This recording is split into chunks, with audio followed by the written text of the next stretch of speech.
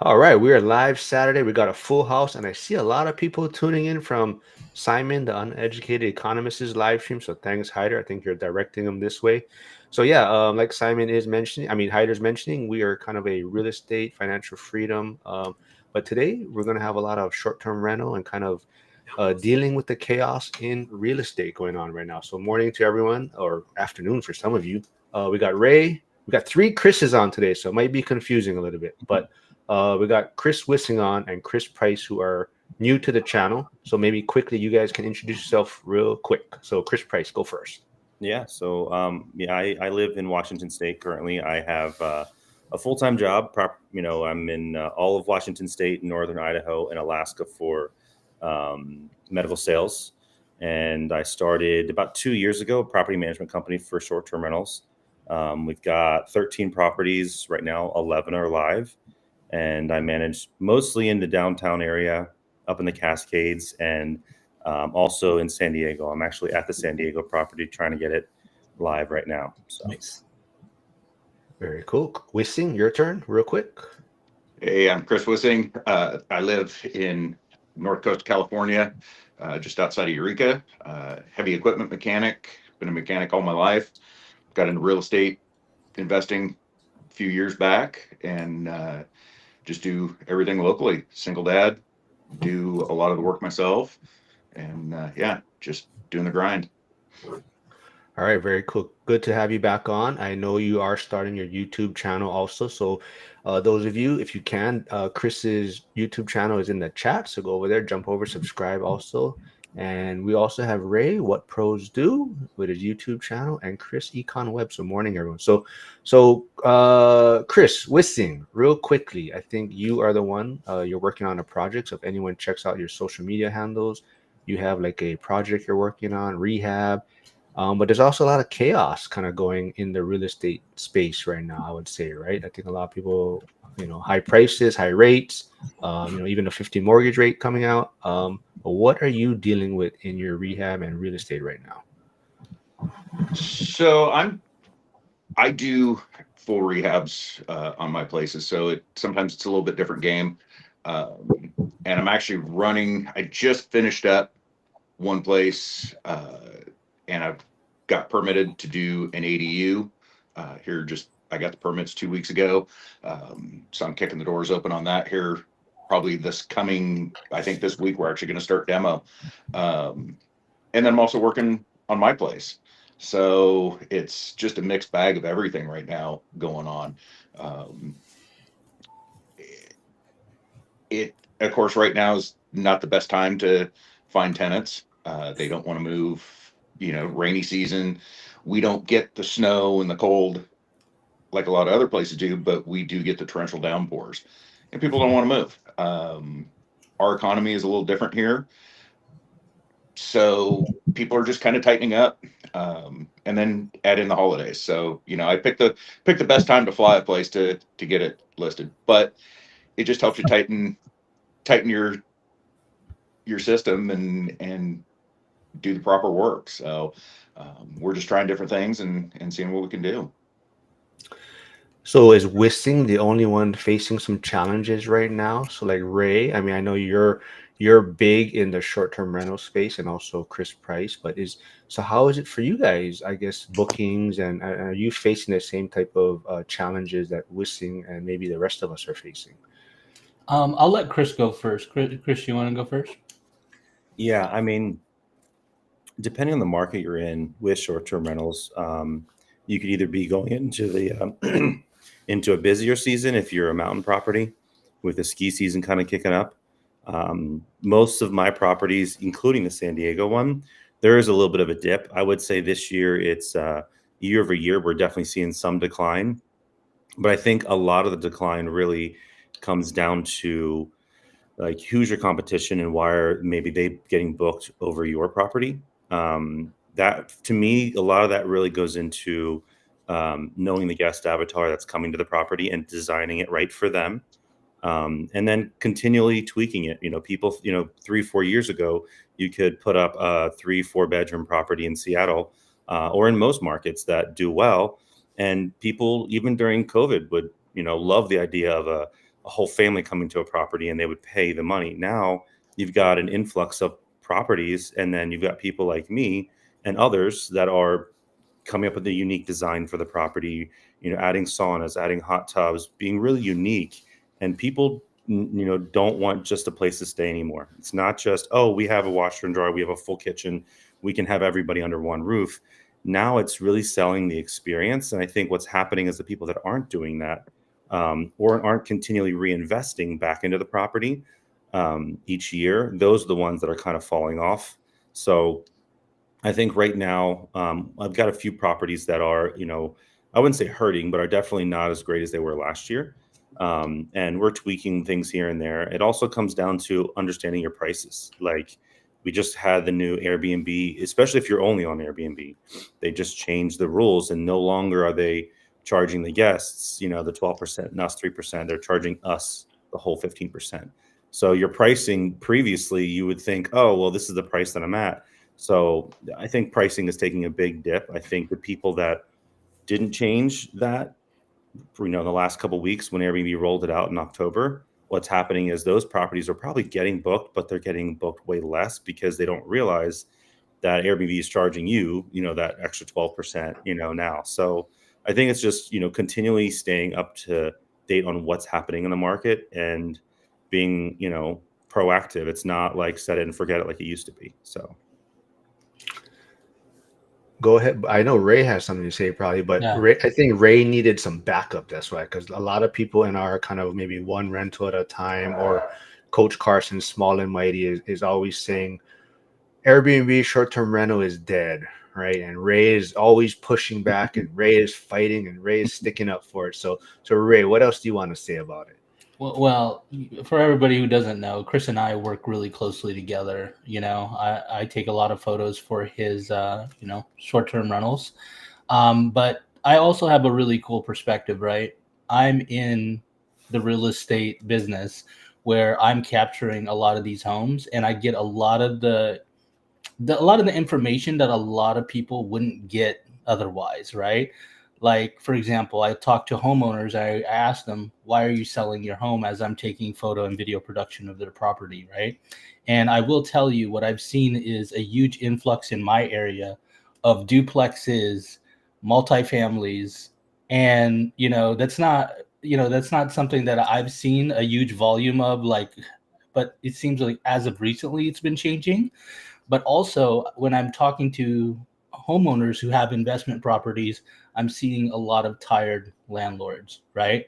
And these are a lot of the properties that I'm shooting, and I'm asking the questions, and it seems to be that they're having troubles, and instead of dealing with the problems, they're just offloading the properties. So I think this is something I'm noticing and I'm taking note of.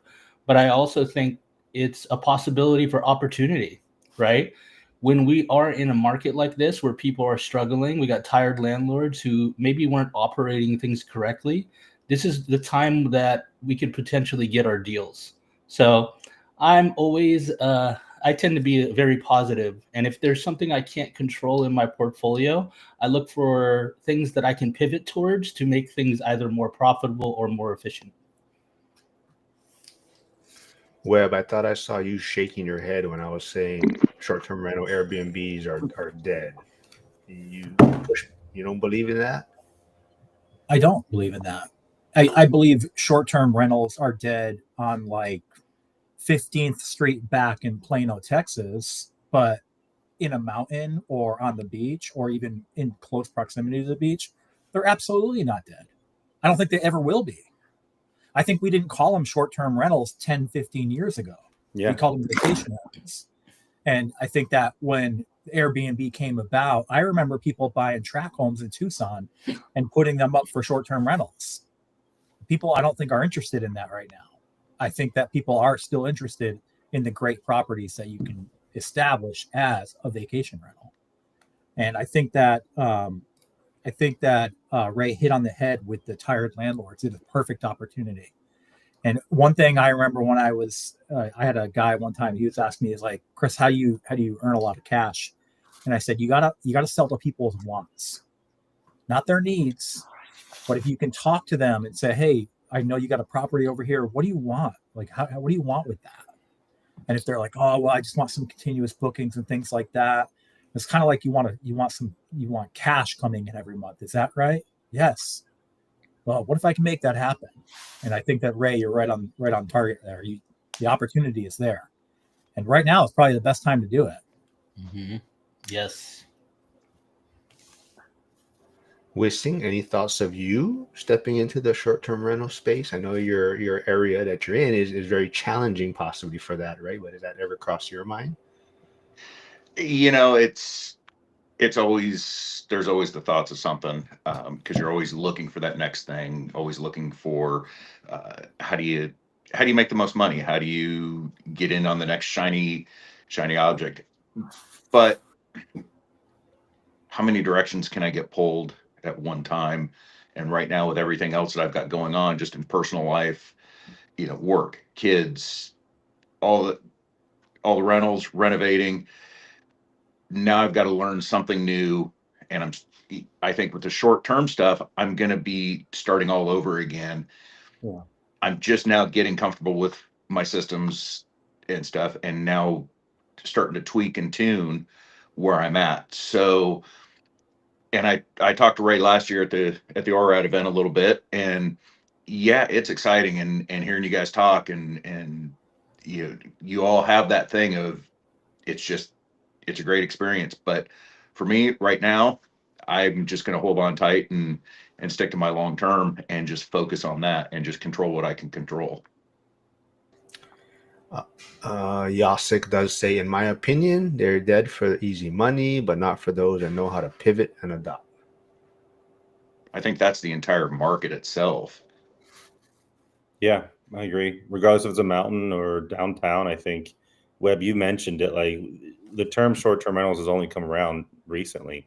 I remember growing up, and I'm 41. I remember growing up, and we rented a house in Maryland on the water, and we rented it from a family, and it was on some random website, and we used to do that every year. We used to go, we would crab in, and I grew up in Philly, so like this is.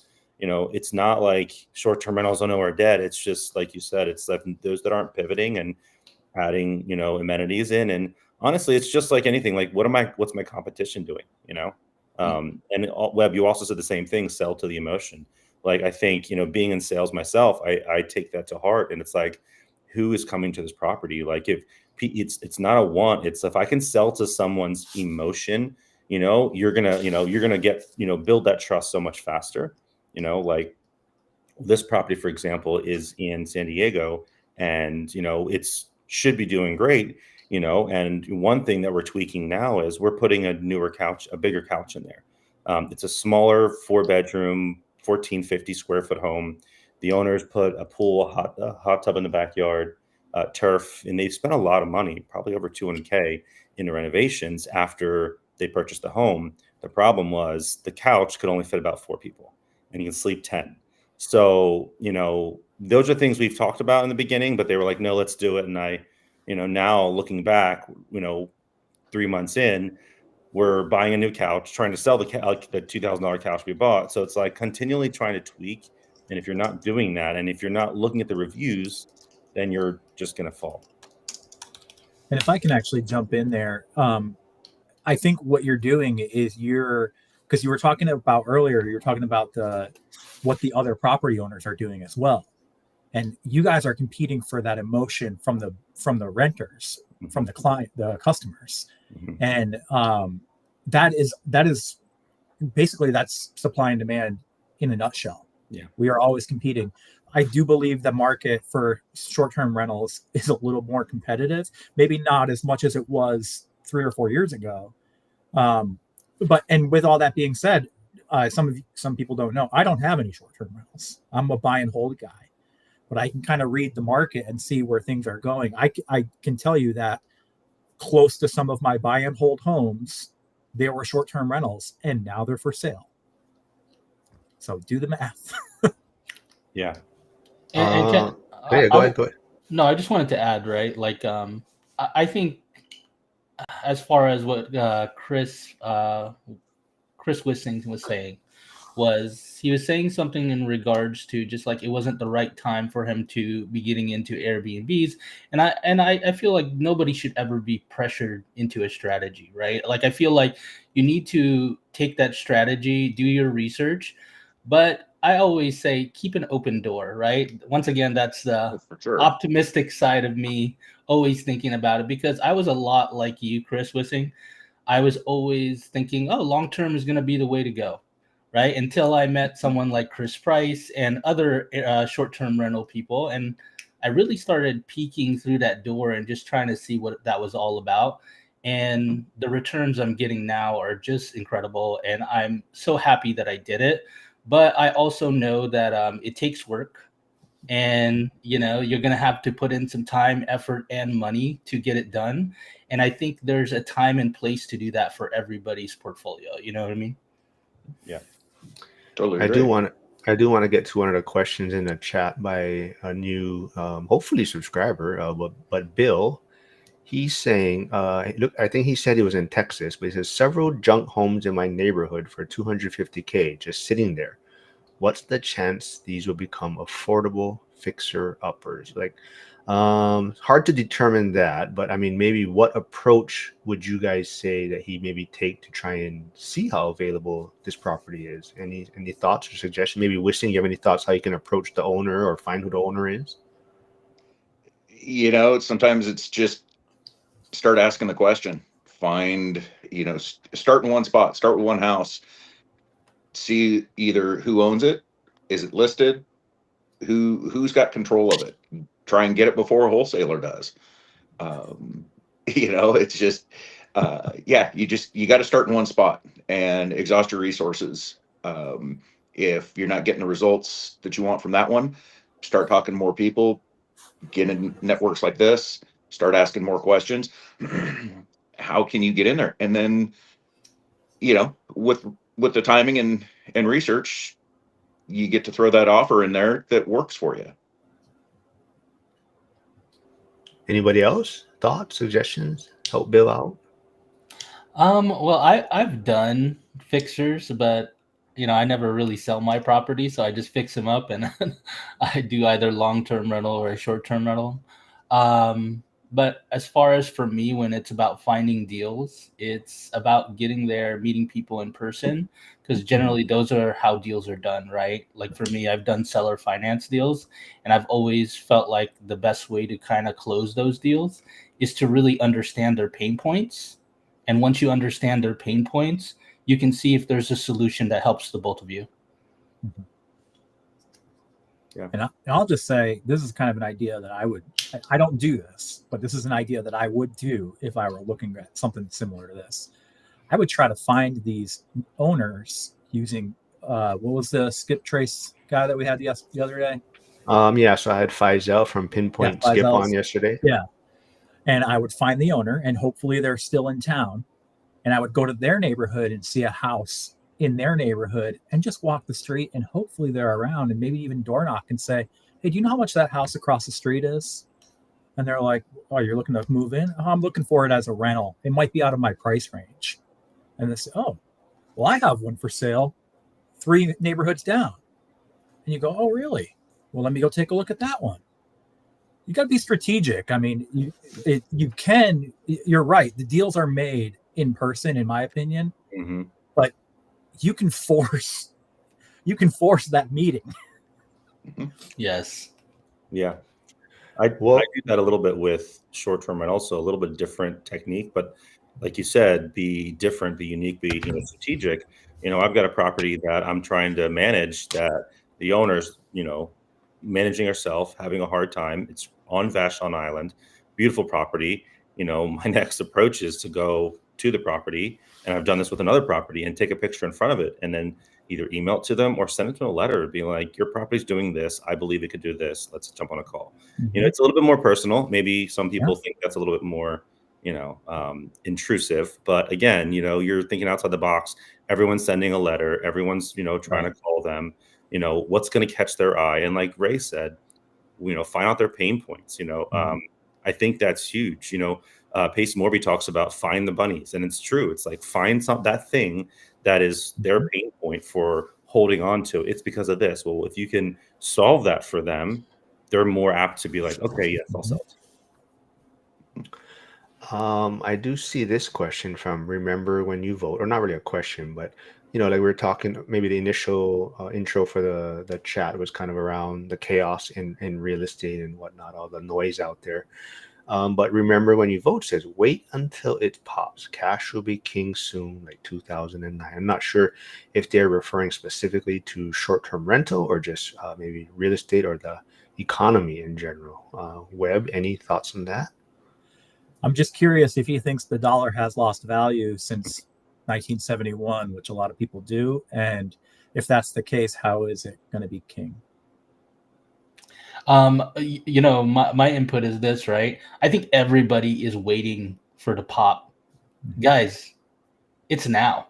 Yeah, you got. Are you kidding me? Like just look around. Like, you got your tired landlords, you got everybody stressed out, everybody's kind of pulling back. Just look at your agents. Look at the agents in your market and see how well they're doing, right? And that just kind of shows you how many listings are sitting on the market. If you're looking for a time to buy, oh my God, I wish I had, like, if I was in the opportunity to be buying right now, this would be where I'd be getting deals. You know what I mean? And I'm seeing it every day as I'm working and meeting owners and just kind of listening to them in my market. And I just keep getting excited because I'm like, man, this is the pop. If you're looking for one, we're in it. Yeah. You have to think forward. If things start working in the background, is the economy going to tank or is it going to explode? My opinion is it's going to explode. And we're still in that time where people are fearful. Like you said, they're holding their wallet, they're not spending. Once they realize that, some prices they're not down, but they're not going up. And my salary may not be as high as I would like it, but it is relatively higher than it was a couple of years ago. They're going to spend again, and that's going to break. And then the demand will start kicking, which will start building those transactions. We're going to start seeing that GDP increase. It's just an opinion of mine, but I think that we're in for a pretty good 26. You guys ever heard the term of when people start FOMOing into like a stock or something like that, right? They see that like GameStop went up, right? And then when the masses finally find out that GameStop is going up, you've already like lost the advantage. You see what I'm saying? Right. And I think that's what people talk about when they are looking for the pop. They want the masses to know that the pop is there. That's not when you want to be getting in. You know what I mean? So I just want to let people know that, like, you want to always be ahead of the curve. And, I think there's indicators right now that you could be looking at that kind of shows you that's what's happening. Okay. Well, a lot of people are sitting there waiting for this pop and waiting for, they keep talking about how the prices are going to crash just like it was 09. That's not going to happen. If it does, there's a whole lot more hurt that's going to be going on. But those people that are waiting for that to happen, they're already behind. They're not going to catch that wave when it happens. They're going to be so unprepared unless they've been somehow magically figuring out that it's going to happen and they have stacked up enough money to pounce on it, at that right time. There's very few people that can actually do that. And by that, they're just lucky. All right, let's kind of follow up on this topic. Seems to be getting a lot of discussion in the chat right now. So All Nighter Hider does say dollar is king compared to other currencies, but not commodities, in my opinion. And I would even say assets, which is why you want to own assets. Remember When You Vote says remember 2009. I think Wissing did mention 2009. He also adds angel liquidity returns to the markets. I believe things will continue down. And he added in, oh, no. Bill adds in, I can totally see the bubble popping. But for example, a particular 2-bedroom, 1-bath with asbestos siding, leaking roof, and a sheetrock damage is $250K. How do you come down from there without insulting seller? Okay. For me, I would state the facts. If that's the facts, let them know, and then give them the number that you feel comfortable with. Like I think people need to get hit with reality.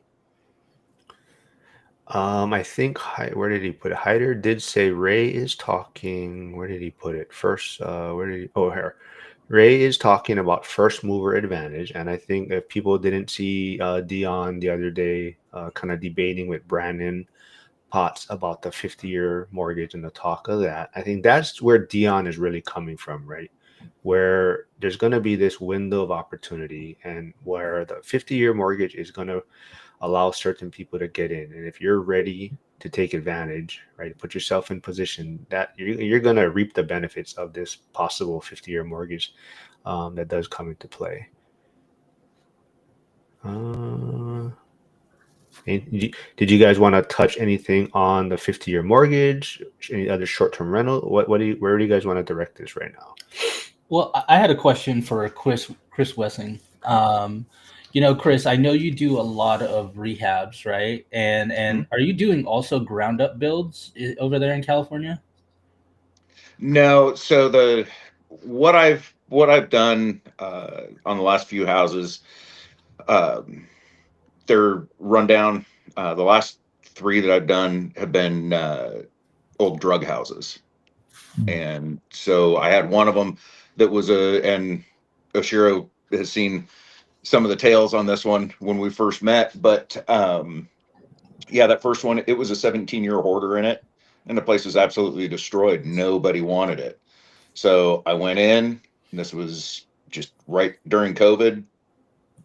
Everything for me kind of aligned. But uh, this one that I'm doing now, or that I just finished up, was another one. It was an abandoned drug house, and luckily I got in before it got completely destroyed, but it needed a full redo.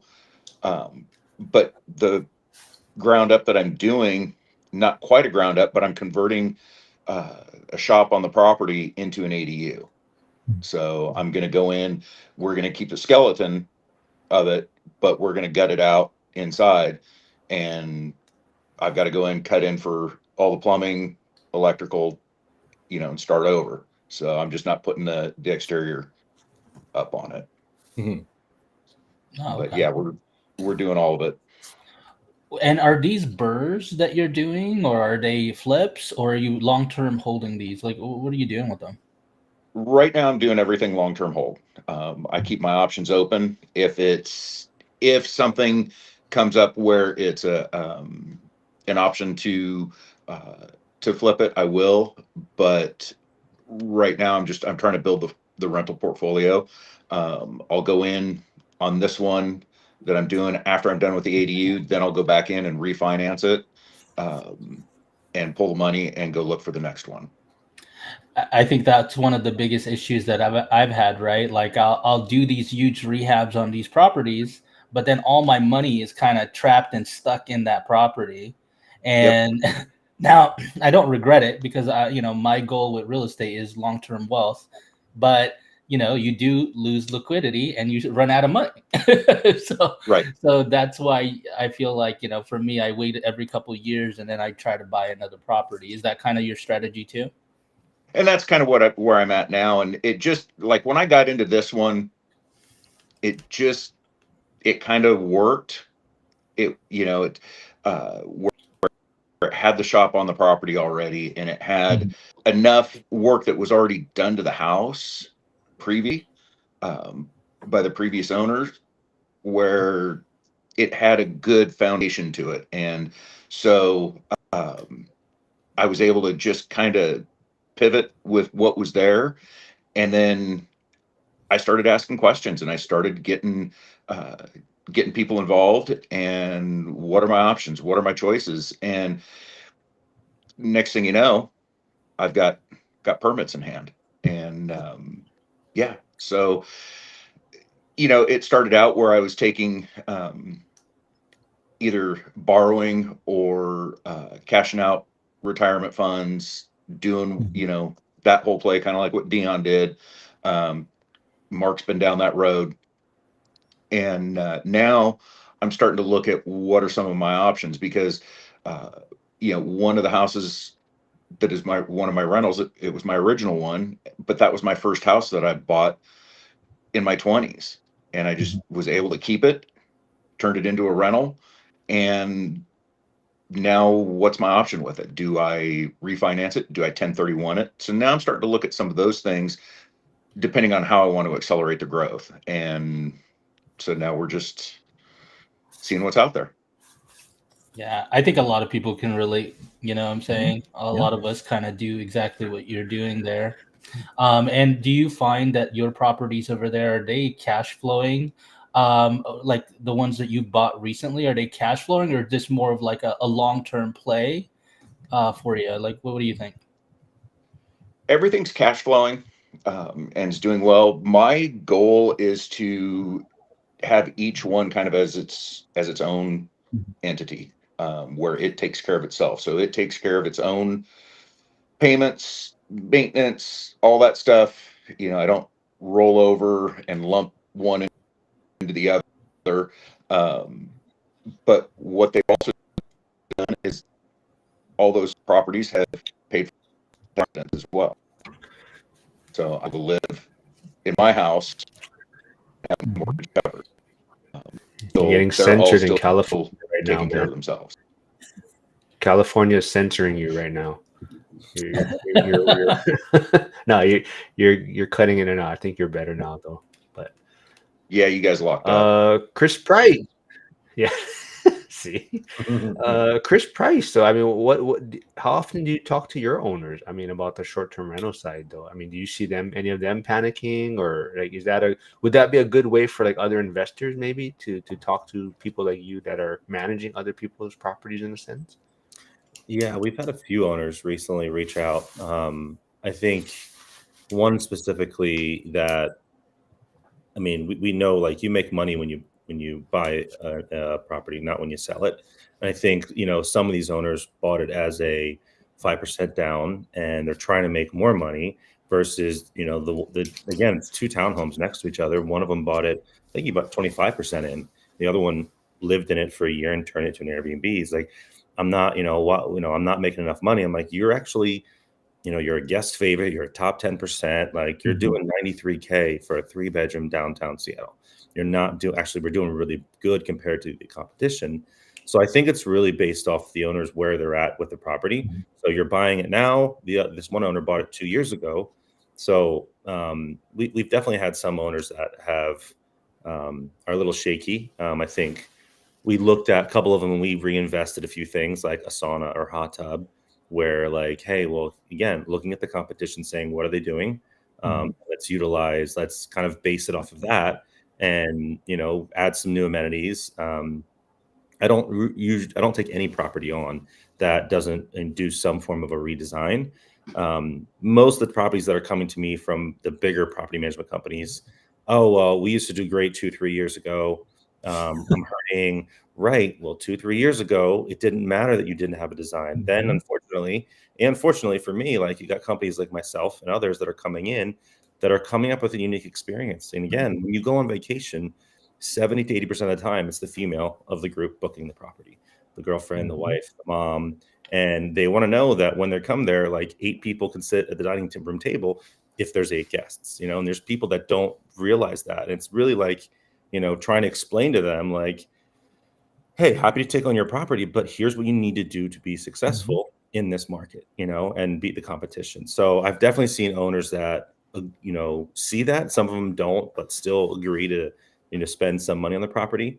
I've actually turned down more clients than I've taken on, a good bit more, because they're like, no, well, I think it's just a pricing thing, or it's this because it was there before. So it's the education piece, I think, at the end of the day, really explaining that, to do well, whether you're trying to, thinking about what's flipping to long term is never going to be as good as short term in most markets, I would say. It also depends on the property. Your cabin properties, you're going to do, people want to escape. Even in Seattle, when you have the gray rain, they want to escape to the mountains, even if it's, crappy outside. Downtown properties are going to take a hit, but you just got to really focus on that design at the end of the day for these clients.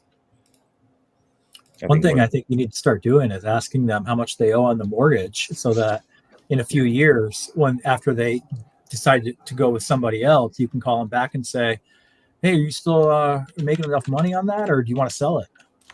And you can go in and do the redesign and own it yourself. Yeah, thankfully, I mean, the clients that come with me, besides one of them that was, they were using it more like 60% or 50% of the time. That didn't make sense, for how our model works of full Sure. property management.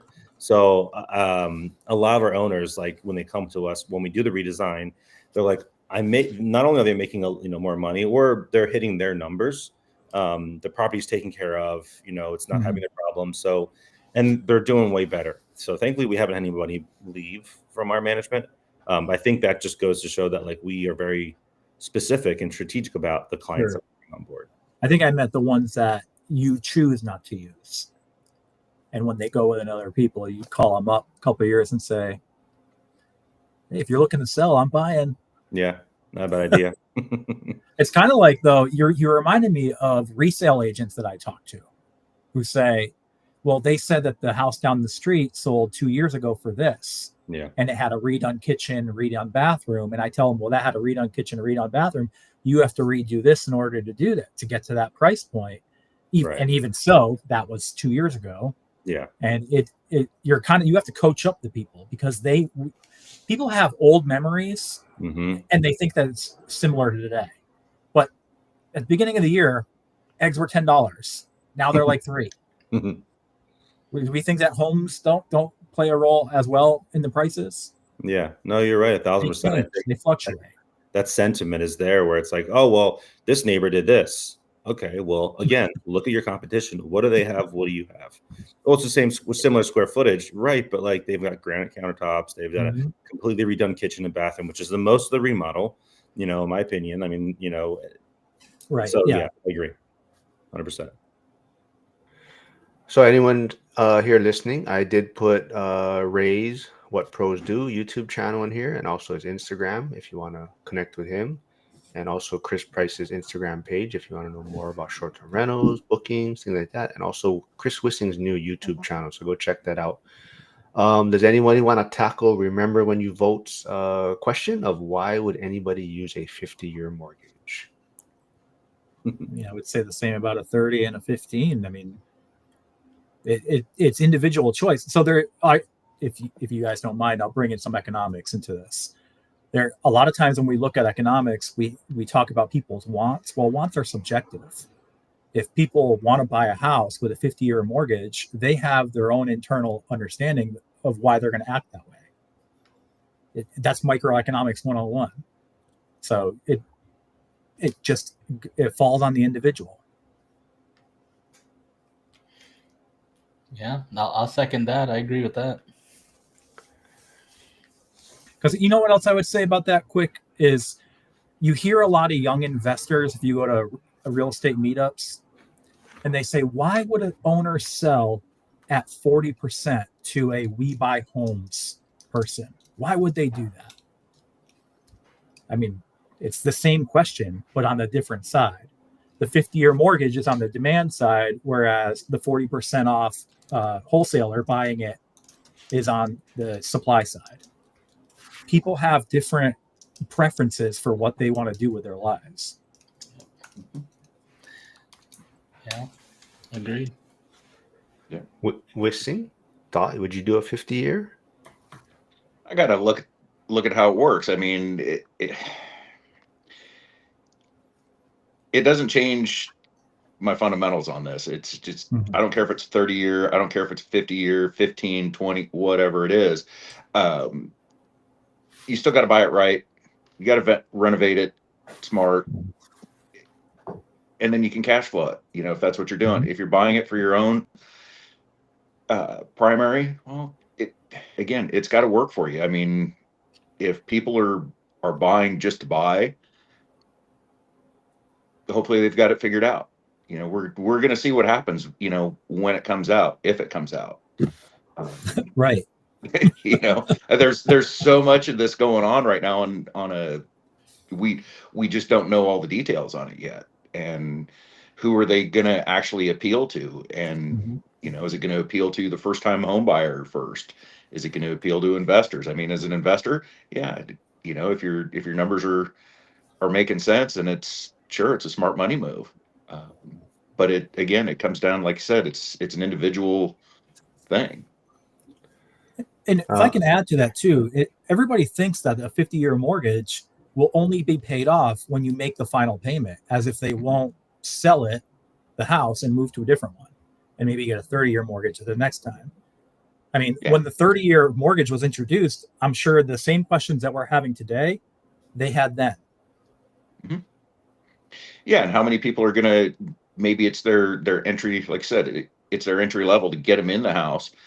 10 years down the road, maybe everything's better, and either they move on, they refinance, they all of a sudden, it's like, yeah, I can refinance it to a cheaper rate and a shorter term and save money because I got enough equity built up.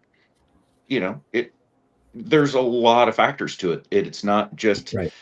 this core 50-year. People are thinking, God, I'm going to be dead by the time it gets paid off, or I might as well give it to my let my grandkids sign the dotted line.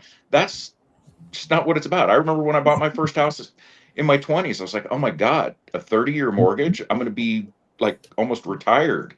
And it's not that way. Right. Bill says, so what about the tax value? My neighbor's house, his mom owns it, has a tax value of 200K and the floor is wonky.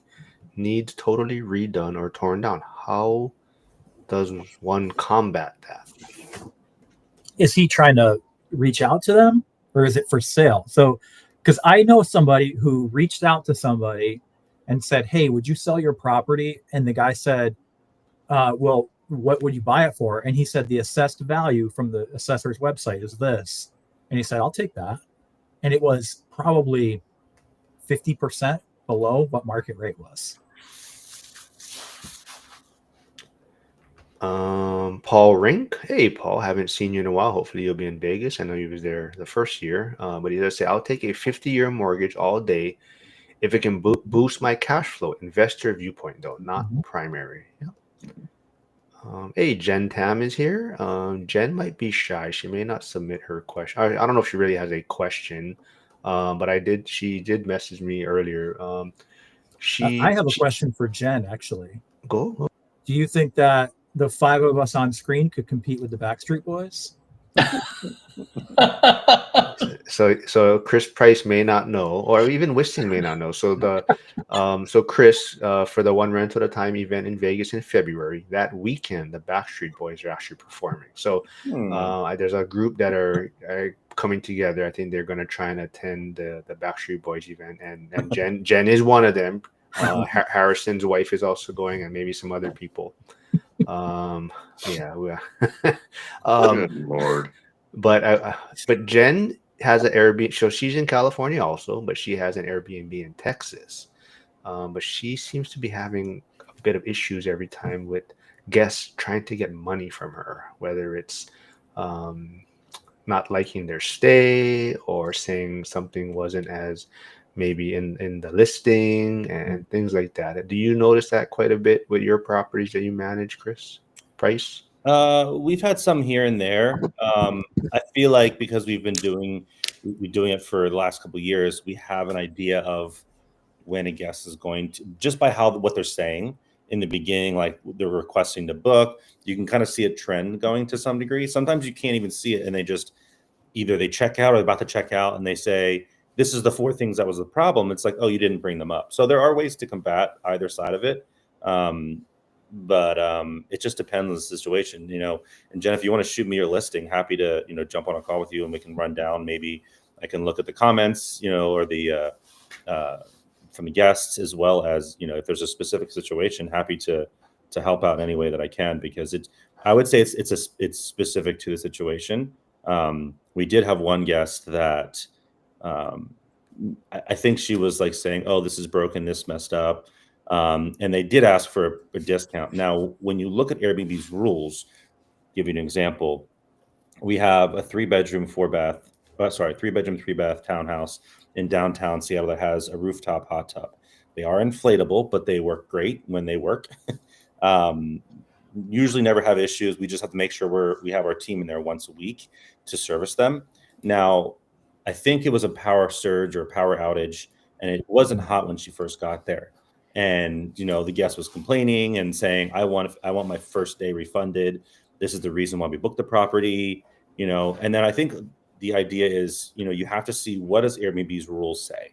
Like, what refund will Airbnb give? Because if there is an issue with a major amenity, hot tub being it, they consider heat and AC sometimes a major amenity.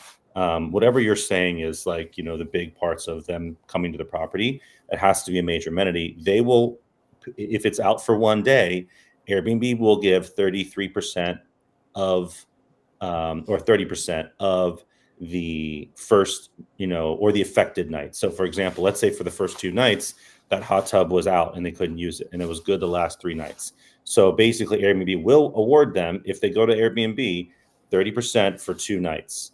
So sometimes, it's really good to know what are the rules that, you can fight with, because we've had people say, I want 50%. And they don't always have to provide proof, but we try to go to Airbnb right away before they do, hopefully, and say, hey, this is what the guest's saying. They don't have proof. We're happy to work with them. And usually when you start the conversation, it's better versus if the guest starts it. That's one thing we've noticed recently. But again, Airbnb will always, for the most part, unfortunately, side with the guest. So sometimes you have to take it on the chin. But if you do it in the right way, or if guests are, I don't want to say threatening, but saying, hey, like, this is what's wrong, and I want a refund. A great question to ask. You can phrase it how you want, but I've said, I'm so sorry. You're working with this. Are you saying that you're going to leave us a bad review if we don't give you a refund? If they kind of hint to that, that's retaliation, and you can basically, if they do leave you a bad review, you can get that removed. It is entrapment, but you can ask the question in a way where you're saying, are you saying that you're going to do this if we don't give you a refund? And we've taught our team to say the right things. So we've gotten a few reviews removed because the guest is like, if this is not taken care of, like, this is ruining our. Yes, absolutely. So we go through the process and we say, look, we wait till they leave the review and we go to Airbnb. But it just depends on the situation, and it's a lot. You kind of have to dance a little bit until you know what the rules are and what's happening. So like I said, feel free to reach out. Happy to jump on a Zoom or a call with you and look at your listing. Chris, on that point, because I don't know if a majority of people here have STRs, but since you manage tons of properties, how many times would you say you're running across that where people are trying to get over you or trying to get a refund or some sort, right? To just kind of give us a better perspective on how many times you'd kind of deal with that as an Airbnb owner. I think in the beginning we dealt with it I don't want to say a good bit, maybe 2 or 3 times a month. I think what we've learned is setting the right expectations from the beginning. Some people shy away from this, and it's a running conversation in the mastermind that I'm part of. I always put the negative right up in their face on the listing. Like, here's the description, like the first little 2 paragraphs. Right below that, here's the negatives. We put it in the guest messaging too, 2 or 3 times. For example, we have a property up in Snoqualmie that's right on the road, and it's kind of noisy, but we explain that, hey, I-90 cuts right through Snoqualmie. This is in the woods, but it's by the highway. We explain that you're going to hear road noise. It's unavoidable. We had a guest explain, like, we want to leave, like, this is just so loud. And we explained, look, well, we understand, but we explain this to you. And so now we go back and change the verbiage, like, please, when someone books, we send a things like, thank you for booking. Can you please agree to the, house rules? And, we say it again. So I think oversaying this information is really great, because what happens is the people that aren't going to be bothered by that are going to book the property, and you don't want you don't want to try to hide it. It's like when we do photos with Ray, sometimes more recently, I'm starting to be like, I don't want to move a lot of the furniture like a regular real estate. I want to make it look bigger. I want to make it look exactly how it is. So when guests come, it's the same expectation. So I think more than anything, it's setting the right expectations from the beginning, with the bad, with the good. So that way the people that are booking aren't going to be like, oh, it looked like it was this. It looked like it was bigger.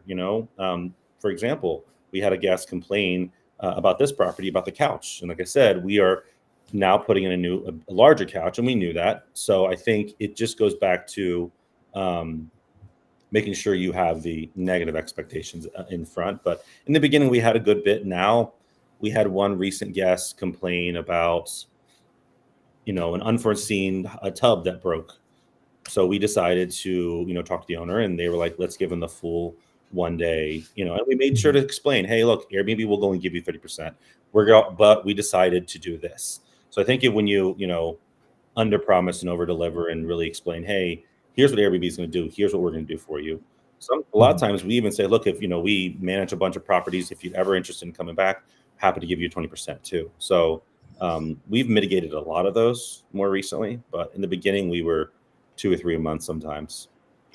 But that's you managing tons of Airbnbs, right? I don't want people to get the wrong idea that per property you're going to get 2 to 3 a month. Like, just to give a perspective, for me on my properties, I only have 2 Airbnbs running. I would say 90% of my guest guys aren't trying to get over me and trying to screw me. You know what I mean? Correct. So I just don't want people to get scared away, but it does happen. And I think if you're prepared, like what Chris was saying, I think you'll be just fine. Back to what Bill, he's saying, what I'm saying, it's opposite. Tax value is 200K, and his mom thinks I'll take that in a heartbeat. And then he adds in, I honestly don't think anyone in their right mind would give 200K, but that's the tax value. So the tax value is over the value that he sees it at. I see. That's a tough one. That is a tough one. And then he says, maybe it's a ploy to get you to feel good about paying taxes.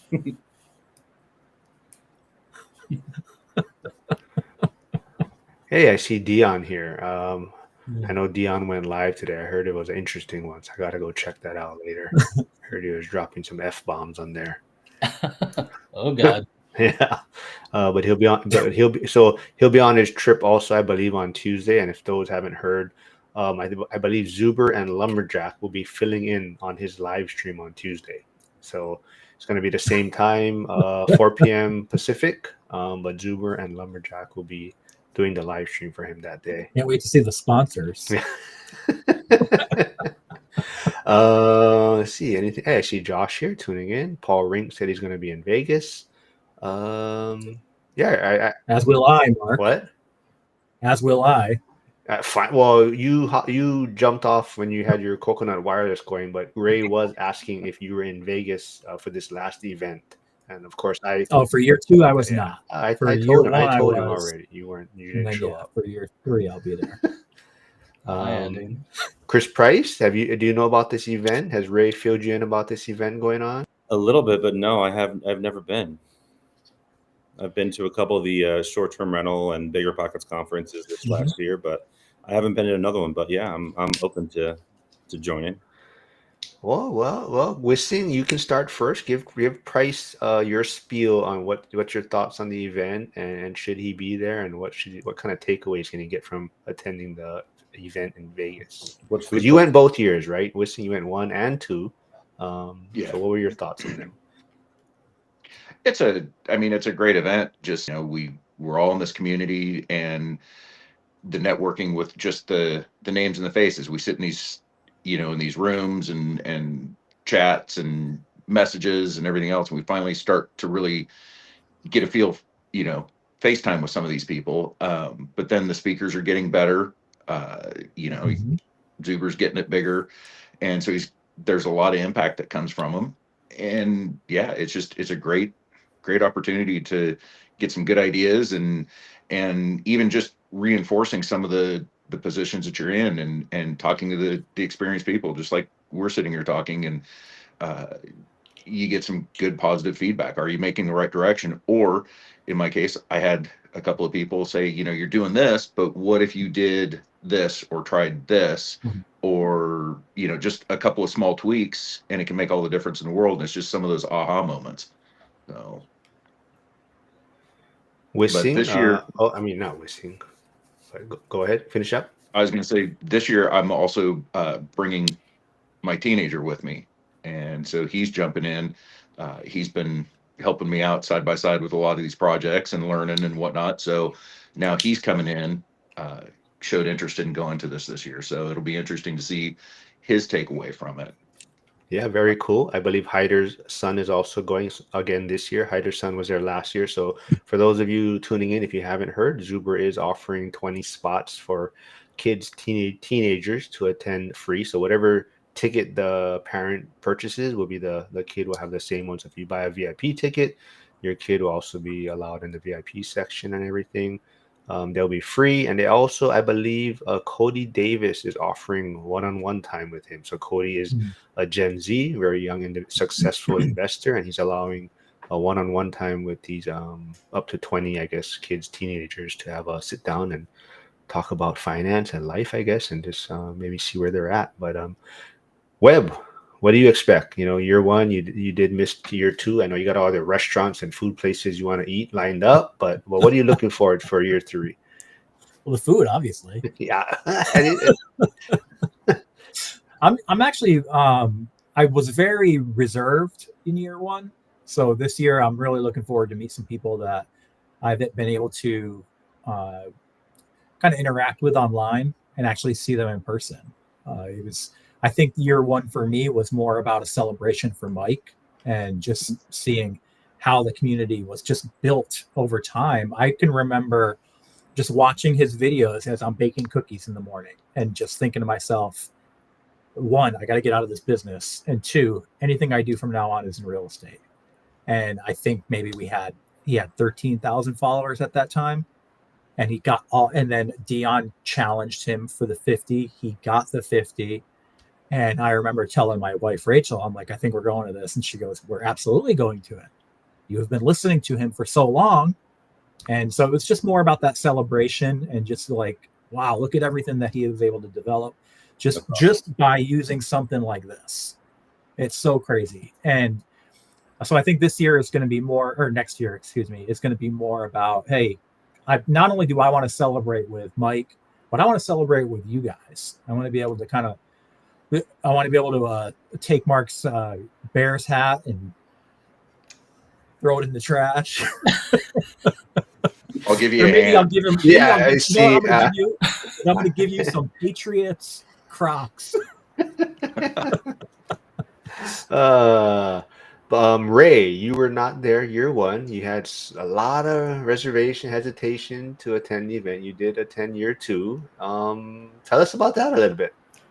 Well, you know what? Like I started by meeting everybody at Tacoma Fi, and that's where Dion and his group of people were. And I actually joined that group for a whole year attending, and the great people I met there really made me excited and curious about going to Vegas. And what I realized was there was a much bigger community than what I was seeing here in Washington, right? And when I actually attended, I'm a social butterfly. Okay, you guys know whoever was with me at like 2, 3 o'clock in the morning, we're still freaking drinking. That's especially Mark over there. He's a little crazy, you know what I'm saying? But yeah, like I am excited because of the amazing people I got to meet, right? And for me, that's why I want to go, right? I want to meet Chris, I want to meet Wissing and Webb over there and kind of get to know their story a little bit more because yes, I care about real estate, but I really more care about what's driving you to get real estate, right? Why are you wanting financial freedom? Because we all have those whys, and that's more interesting to me than you owning a duplex or whatever. You know what I'm saying? So Yeah.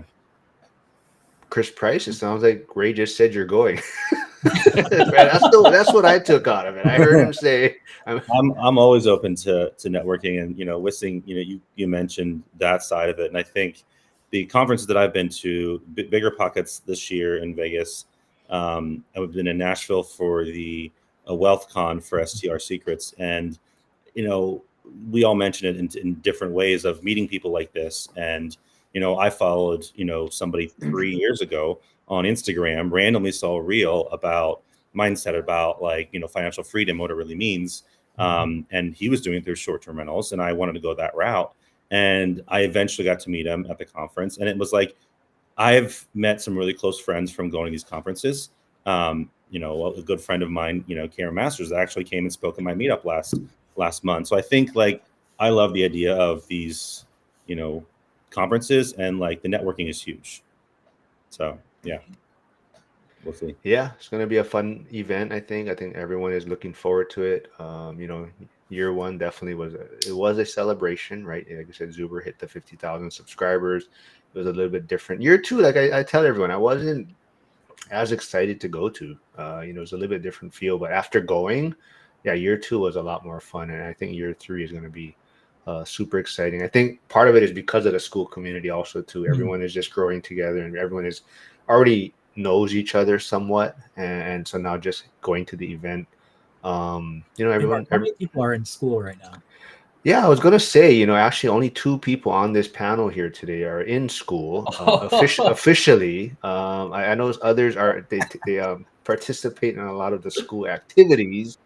Let me check. I'll give you a live update on Oh where God. we are I don't want at. to do. I want to make sure that I'm number 500, so I don't have to change my name to trade better 499. We are at four. Oh, it went down. Somebody must have not. What? We're at four. We're at 492. It was at 493 earlier today. So someone may not have renewed their membership. But we're at 492. And once again, if those haven't heard, Zuber said once he hits 500, he'll be offering he's going to do a nighttime live or Zoom with a bunch of the millionaires on his panel. So whoever he can round up will be on the call, and he's also going to open up the how to get your money right course for free once he gets to 500 members in there. And it's only $20 a month. I'm still sponsoring people's first month. So Ray and Webb, yes, I'll sponsor you guys if you want.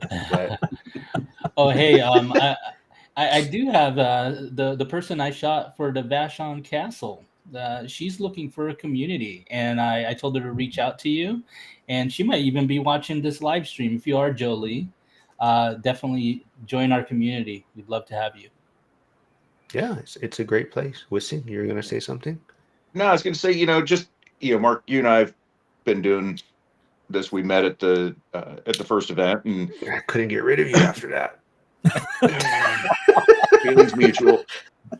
So look at the growth, and just look at what some of us have gone through, just the long haulers that have been in this community for the last 3-4 years. Look at where we were compared to where we're at. And that's a great thing about this community is it's all the people kind of starting out, the entry levels. Some of us have grown, and at some point we'll grow beyond and go to that next level. But anybody that's getting into this is it's a great place to start. It's a great information source. So Yeah. Yeah, I will say that even like we were talking about networking, but even a 2-minute conversation that I had with Matt Lumberjack in year one saves me a ton of money. And he knows that. I tell him that every time I can about how that saved me. I mean, it saved me thousands of dollars, tens of thousands of dollars. And it was about a stupid roof on a house that was built in like 1800s. And I would have never have known that, but I just happened to be there. I recently acquired the property, and I'm like, hey, what am I supposed to do about this? And he just gave me a quick tip, because he used to do those lives, right, where you would ask questions. He might even still do them, but I have very limited time to watch it on the weekends.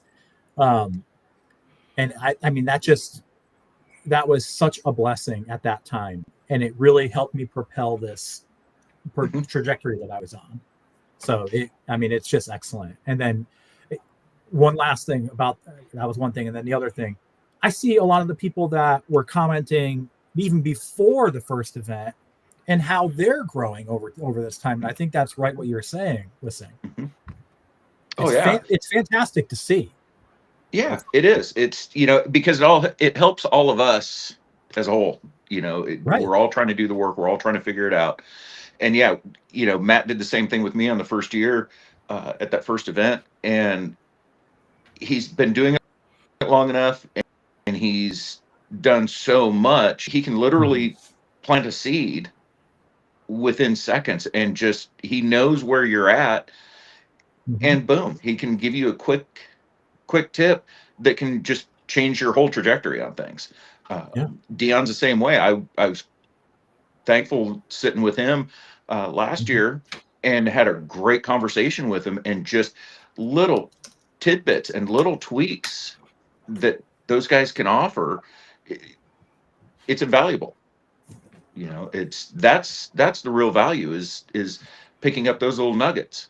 So You know what I found is just seeing being around all these investors, and everybody are action takers, right? If you look at the ORAT community, we have doers in this group, right? And the doers share their experiences and share their wins, share their losses.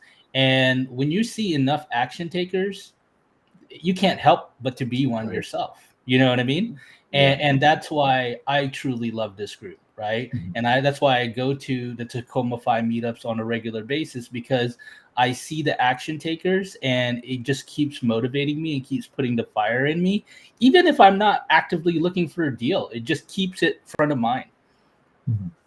Yeah, I agree.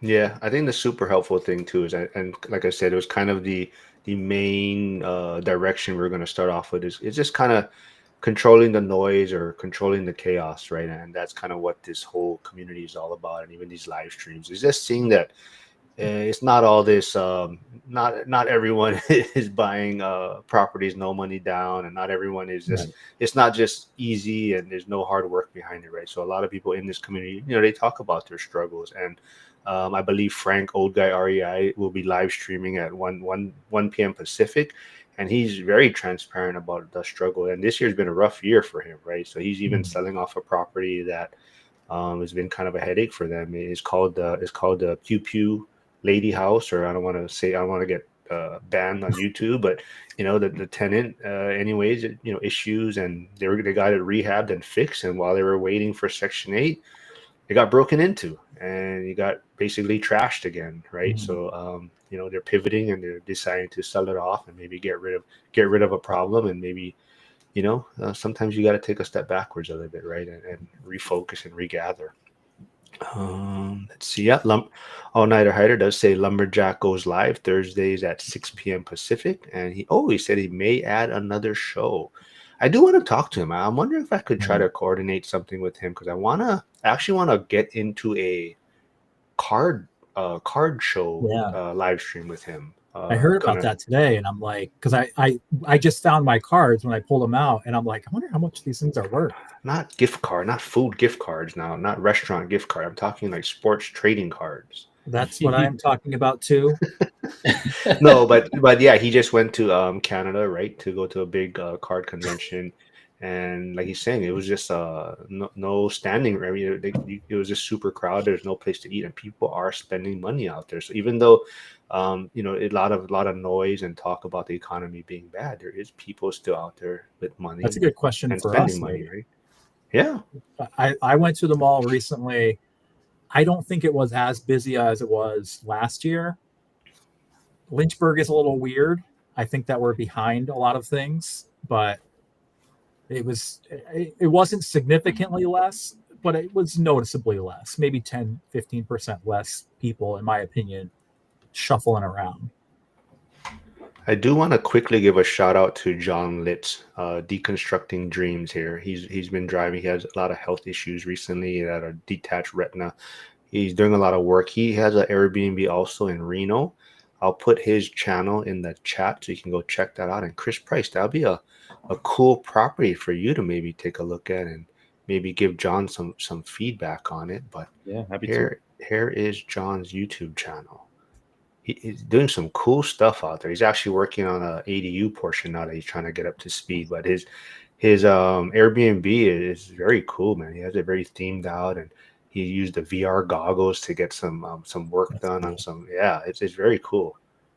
And he's not a spring chicken. He's an old dude. So I'm amazed that he's trying the VR and getting all that stuff done. So that I love that, getting out of your comfort zone, right?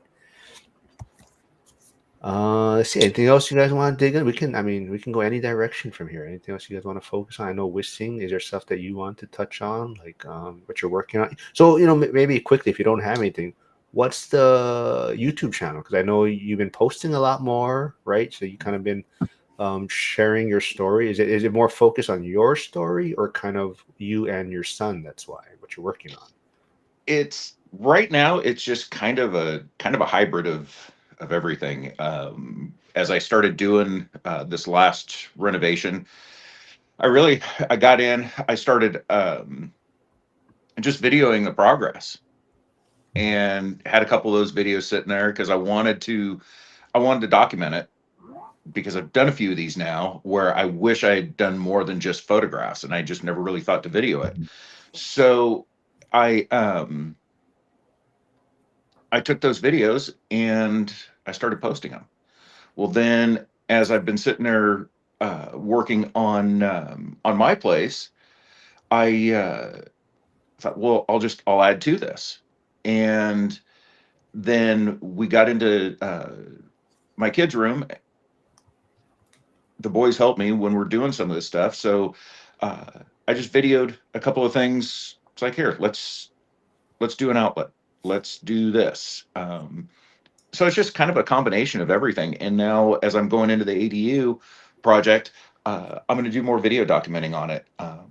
Do some of the demo, showing that, working with some of the guys that are coming in to help me on it, and just get some updates, and just kind of, I'm just trying to build something. Cell phone, nothing else, just basic, basic stuff. So John Litz is getting feisty in the chat. He said we can wrestle anytime you feel froggy with an old dude. I just promoted your YouTube channel, dude. I told get some professional eyes from Chris Price on it, and he can give you some feedback on it. But yeah, check out Wissing's channel. Like I said, you're putting out more content recently. I love what you're doing on that. So, how many appreciate it. subscribers are you at? Are we at 50 yet? I don't know. I haven't looked recently. I'm not at 50 yet. Actually, let me just see if I can pull it up. So I'm at 27 right now here, and I just really started this probably the last, I don't know, 2.5 weeks. I think I'm at right around 13,000 views in the last 2 Nice, man. weeks. Yeah. So I just subscribed. There goes Oh, another all one. right. Let's get him to Awesome. 30 at least. I got 30 him or at 30, 35. so. Oh, okay. Yeah, I'd like to get it up to 50 by the end of the year. I think that'd be a good goal to get. So Cool. Bill is back. He said he had to hit Napa before they closed, but he's back. You didn't miss much. Just us talking about the one rental at a time event coming up in February in Vegas. I don't know. Was there more to your question? I don't know if there was anything else with your question you're asking about. I think we got to most of it.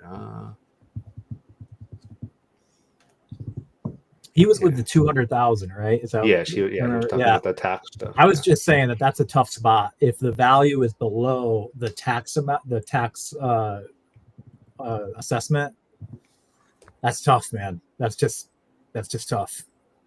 I think somebody because if I remember back, somebody in the comments said you can't fight City Hall. That is right. Yes. Looks like you're at 32 now. Hyder got you at 32 with Sing, so you're moving up there, man. awesome. We'll get you to 50 easily by the end of the year. Heck yeah. Hey, I appreciate it. Well, you know what? I think it was Dion. Maybe Dion challenged Jack last year to get to 100 by the time the Vegas event ends. So that's also your goal when you talk to people. You go and you talk to them, you're networking, and you get them to subscribe to your channel. So that will make that. So by the end of the Vegas event, let's get you to 100 subscribers on your channel. We'll make that. Let's do it. Yeah. I appreciate it. No, that's awesome. I got you're at 34 now. Damn. Don't forget to subscribe to mine too, people, if you haven't. You know, They're moving over. Let's not skip over that fact. Don't just jump, you know. But let's see. John Litt says, by the way, I have a post in school showing the process on building the ADU, but you have to be a member to see them. Oh, see, shots fired. We got let's see, there's only 40% of us here in school. Oh god. I am joining. Yeah, typical all talk. Patriots fan, all talk, just chirping. We can talk a lot this year. You know, you see the hat Chris Price is wearing, right? Yeah, the Lee's here. Oh yeah. Didn't they beat the Patriots in the Super Bowl? No, Not catch. Not catch.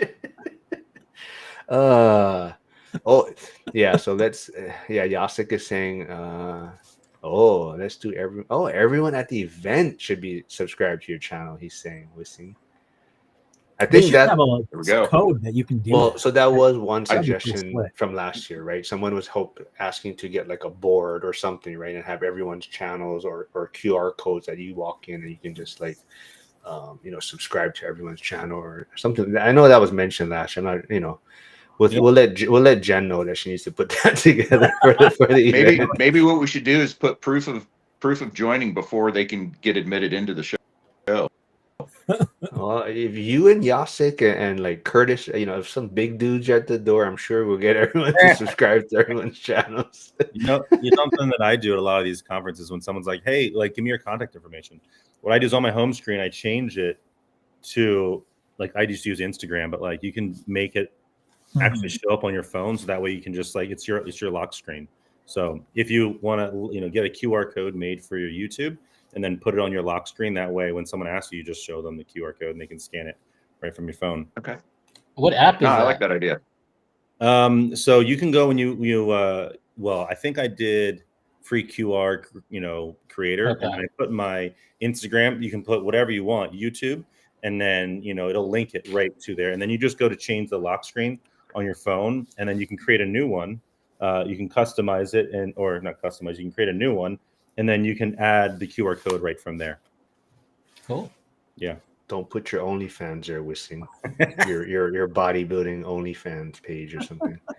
Come on now. But there is a question for you, Wiss. It says, tell us about the drug house you bought. Could I see if the sellers of these places are on anything? But seriously, Texas doesn't auction your house for taxes here. How to find cheap properties? Okay, so two things on it. One, you got to understand cheap doesn't mean good. And that cheap can cost you everything real quick with a house. And I went through that in one of my places where there was, even though we had inspected, there was hidden damage, and it turned out to be some pretty major issues where by the time we were done, I mean, I was at my end on that place, where I was probably a couple of months at best from putting it up for sale, because I was just, it was doing everything it could to sink me. So be careful of getting it for cheap. If you're going to do it on your own, if you have those abilities, that's one thing. You have people that you trust that can do it. Yeah. So that's my caution on buying cheap. Everybody wants a cheap house because they're scared of the price, but it can cost you more in the long run. As far as finding them, the first one that I got was pre-COVID. It was a foreclosure, and I just happened to find a foreclosure listing on it, just out on the open market. And a friend of mine was a realtor, and I said, "Hey, let's go take a look at this." And it happened to be just a half mile from where I live. So I went and looked at it, and I just got excited and said, "Yeah, I want to buy it." I didn't know that we were going to have a huge pandemic coming, and I didn't know that the market was going to do what it did.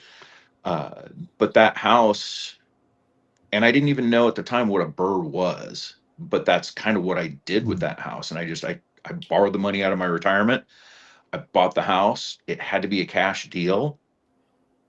And I was able to renovate it, get it done, refinance it, left a little bit on the table, considered that the down payment as if I was to buy the house. And it just, the blind hog gets an acorn on it. It just worked out, but I was able to replenish the money and keep going with it.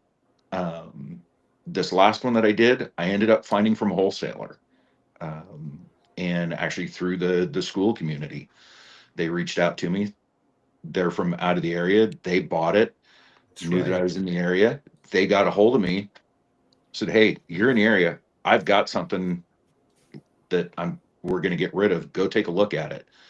Worked with them, and because I know the area, I know the markets, I know what's going on, I was able to talk with them and work out a deal. It worked out for both of us, and the rest is history. So those are the things to do. All those signs where you get into these cities where it's, we buy homes. They're wholesalers. Call them up. Say, "Hey, I'm not looking to sell, but what do you have that you're selling?" You might be able to, scratch a deal together. But a lot of those houses, people are getting rid of them because they're the only ones they can get rid of them too. And the wholesaler's taking the risk. So some of them are going to be pretty beat up, and a lot of times they're going to be a cash deal. So look at foreclosures, look at that stuff, but don't just get it because it's cheap. Chris, can I ask you a question on that? Like, for me, now that I've done these rehabs on these homes, there's things that I feel like I want to avoid, and I'm just curious, like, what are things that you're just like, oh hell no, I'm not gonna play with that ever again? You know what I mean? God, I mean, now it's like I said, that one that I got, that was the hoarder house. That one stung me really hard, where pretty much anything that could go wrong did. So now my eyes are opened up to how much work something can take. So I'm staying away from things that have major, either water damage or pet damage, things like that. I had a house that I had to go down to the dirt. You could stand in the driveway and you could look through the house and see the next door neighbor's house completely, because there was no siding, no interior walls, no floor, nothing. We had to completely gut it to get rid of the smell because it was so bad. So certain things like that, you find where your limits are. I'd like to scale back from doing that major of a rehab again and just stick with it needs a roof. It needs a kitchen, a bathroom, bathrooms I pretty much assume are going to be, a full gut. I'm probably going to have to go down in the subfloor, do some joist repair, things like that. That just happens in some of these older homes. Yeah. But I expect that now. So it's sometimes you have to go through those hard ones and then find your limits. So, but yeah, I think for me, it's the major demo. Can I add to that? Like, for me, what I've realized is after doing these gut jobs, new roof, new siding, new bathrooms, new plumbing, all that crap, right? I kind of want my next deal to be a little bit more just lipstick, like, just put some new trim, get some paint, maybe get some new appliances. Yeah. Like yes, the deals are great, right? Because you're generally getting a lot of great return and equity on these kind of rehabs, but Right. just the peace of mind, man, sometimes that's more important. You know what I mean? Because some of these projects stress me the hell out. You know what I mean? So, Oh, for sure. Yeah, Can I ask a question about that? Yeah, go ahead. I just wanted to ask: are there lipsticks where you are? Are you talking to me or are you talking to Chris? I'm sorry. I think I'm cutting in and out. I just wanted to ask, are there lipsticks where In my area, I mean, there's always something, and it depends on, what level. We all have a different level of what we're gonna do. For some people, the lipstick is maybe just some, new hardware and paint. For other people, like this last project that I did, for me, it was a lipstick deal because it was flooring, it was gutting a kitchen, some sheetrock work, gutting a bathroom, um, and I put a roof on it. To me, that was a lipstick compared to the last one. well, if you're fixing floor joists? Well, I'll tell you what, if you make it out to Vegas, I'll show you pictures of it, of the last one that Yeah. I did, and you'll understand where I'm coming from on it. It was a nightmare. Um, so this one was easy, and this one was kind of that redemption of my learning curve on the last one, where okay, this is what I did. This is where I overdid, and it was just, I bit off more than I could chew, and it did everything it could to show me the lessons, and I came through it. So this one, I took those lessons and really applied it. So this one has actually been a fun project kind of the whole way through, and was able to get the right help to come in. And I mean, we redid plumbing. I had the boys underneath the house. A friend of mine's a plumber, and he's like, I really don't want to crawl under the house. I said, good. I've got 2 kids that'll do it. He's like, let's do this. And I did. The boys were under, and they were like little raccoons scurrying around underneath the house, just having a great time. So the whole house got all new PEX put in it, and they had a blast underneath there, and just doing their thing. They thought it was fun as hell. So it was those moments. And I also wonder if I'm like the sellers that we're talking about, where the lipstick flip to me is what it was 4 or 5 years ago, and what you're telling me is what it is today. You've got to dig a little deeper, Right? because, well, how many TV shows have we seen over the last 10 years? How many videos have we seen over the last 10 years where it's, I made this, I flipped this house, I had it, you go in, you got a TV show and like, oh, we're going in, we're going to flip this house and we're going to pretty it up and we're going to do it in 7 days and make $100,000.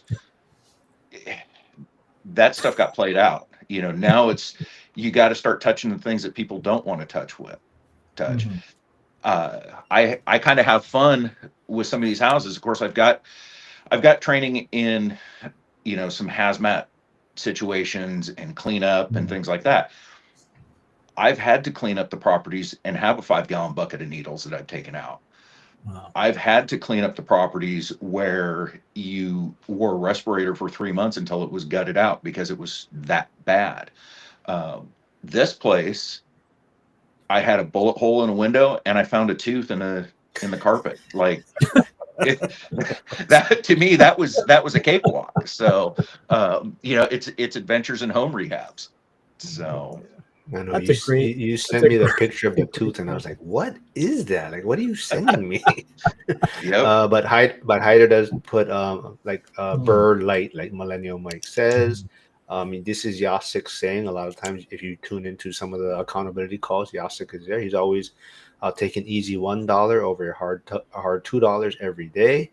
And Dion is here, and he says the burr, buy, rehab, rent, refinance, regret. I think too many people don't know about the last R. Yes. And then back to Bill. Bill does Leave say, it to Dion. the way it seems here, the 250K houses are gonna sink you. So I feel like cheap wouldn't hurt so bad. Let's see. I mean, Bill's got to know his market. He's got to know, Right. what he's got to understand. What can I get this house for? What are my true costs going to be in there? And then what's my value after? If that all makes sense, as long as your investment, and only you are going to know those numbers, and only you can structure that deal. Are you going to put 50% in to make it cash flow, or are you going to put 10% in? How are you structuring that deal? And only you know that. You've got to know your market. So is part of being able to buy those types of properties, Chris was saying, you have to be yoked? Is that you have to be as big as you? You strong arming them into doing it. No, but You're gonna sell it but off. I will say this. It has helped me in situations where some of the, I guess, former guests or repeat clients were coming back to visit. They didn't understand and know that the door was closed, and that business was shut down. That's helped. Mm. They kind of understand they just need to depart and be done. But all joking aside, when I go into these houses, I also go and I meet the neighbors and I talk to them, and I'm very upfront. Here's what I'm doing. Here's what I'm gonna do. And I see the eye rolls, or I get the congratulations, or lots of lucks, or whatever. Then I start bringing those neighbors in after the house is completed, and I let them see what's been done. And I try to build that community back, and that really helps out. And then all of a sudden, I've got neighbors coming to me going, "Hey, I know somebody who's looking for a place. Well, here's the link. Here's where they can go, or here's what they can look it up on." So I think that really helps because now they're seeing somebody caring. It's not just a fly by night. It's not some corporation. It's not anything else. It's me, my kids, and some workers that I bring in, and I listen to the neighbors. I try to help where I can, what I can, and work with them. Hey, this tree is overhanging. Can you trim it up? Yeah, sure, not a problem. Um, Things like that, and I let them be a part of it so that they know it's not just a lipstick on a pig kind of deal, and that somebody does care about their neighborhood because they are living there. They are making those mortgage payments just like I am, but I'm not living there. So those are some of the things that I try to talk about. All right, so John Litz does say Burr often makes a second deal into an alligator because they take too much money back out. And Yasik says, I always wonder what is the true cost on the mental health in the long run from all those birds that no one talks about. Yeah, it looks like, yeah, this is a good web got to run anyway, so it looks like a good place to maybe wrap things up. Any final words from you guys? Do you think Ray, you be in school soon? Web, right? I'm gonna throw it out there one more time. You will be. My final word is just like, if you guys are in the Washington area or you're visiting, make sure you guys check out Chris's group over there at STR Society, man. Like, he's doing some amazing things, bringing us STR people together. And Chris, if you want to talk about that real quick. Yeah. Was that the thing that you just went to also, Ray? Was that the event you? Okay, yeah, you had some great pictures. I saw that. A great event. Yeah. So can they reach out to you at this Instagram page that I have here? Yeah, they can. I think I sent it to Ray too, but it's a meetup link. We do a monthly meetup. We bring in so many different people. We had someone coming this next in December. We're skipping November. In December, that is all about price labs or sorry, pricing, revenue management, understanding your pricing. We have designers. We had another property manager come from Sacramento, Yosemite area, and learning. So we do it monthly. If anybody wants, they can either reach out via the Instagram or I think I sent the Facebook link as well as the meetup.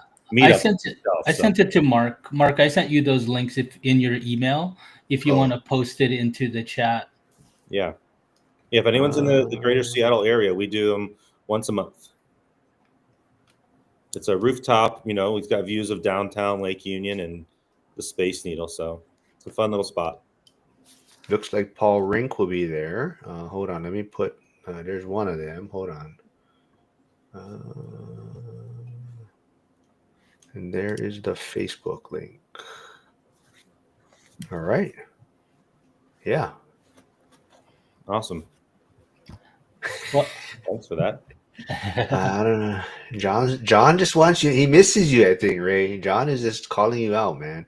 He's calling me out. He says Ray can afford to travel everywhere taking excellent pictures. He can afford $20 for school. Damn, bro. Hey, is the stream ending soon or what?